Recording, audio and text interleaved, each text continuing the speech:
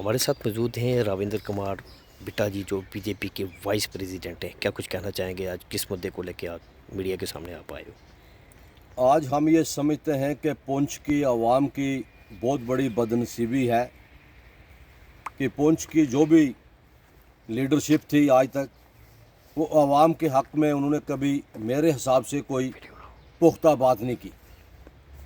मैं ये समझता हूँ कि आज की डेट में आप देखें कि जितने भी डिस्ट्रिक्ट ऑफिसर हैं, उनमें से जो 50% डिस्ट्रिक्ट ऑफिसर हैं, उनको जो है एडिशनल चार्ज इन्होंने दिए। अब जिसके पास एडिशनल चार्ज है, ना तो वो आवाम को मिलता है। एक आदमी जो सुरनकोट मेंढर मंडी से आता है, आगे उसको ऑफिसर नहीं मिलता है। उसके बाद आप देखें कि इतनी खस्ता हालत है, जिस तरह से PWD का आप देखें एडिशनल चार्ज जो है PMGSY वाले को दिया हुआ है। इसी तरह आप देखें पिछले दिनों ARTO पुंछ ट्रांसफ़र हुए, वहाँ पर इन्होंने पोस्ट जो है 10-15 दिन वैकेंट रही, उसके बाद फिलअप की।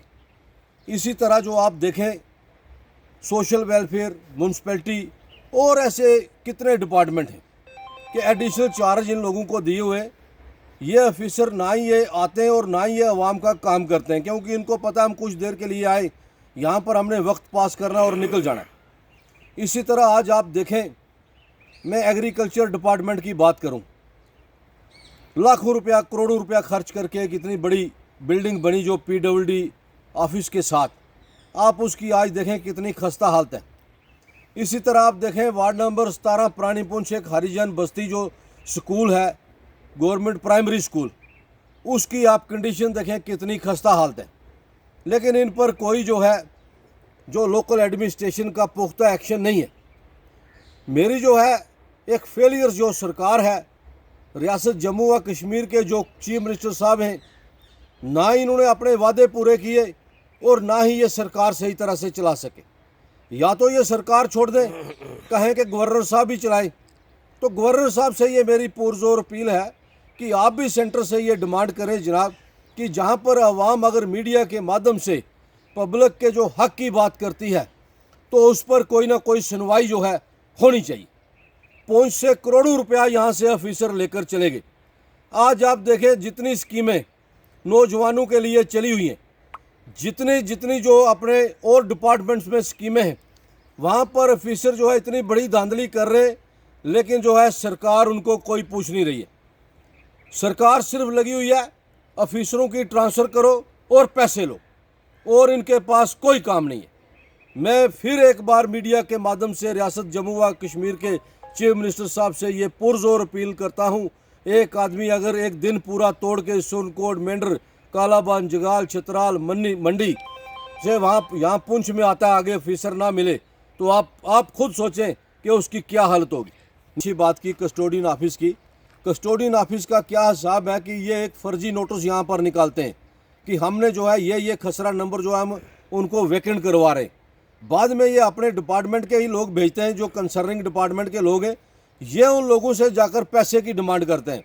कस्टोडियन ऑफिस की इतनी खस्ता हालत है, जैसा मैंने पहले कहा, यह मैं भूल गया था, ये ऑफिस भी उसमें एक माफिया का बहुत बड़ा हिस्सा है।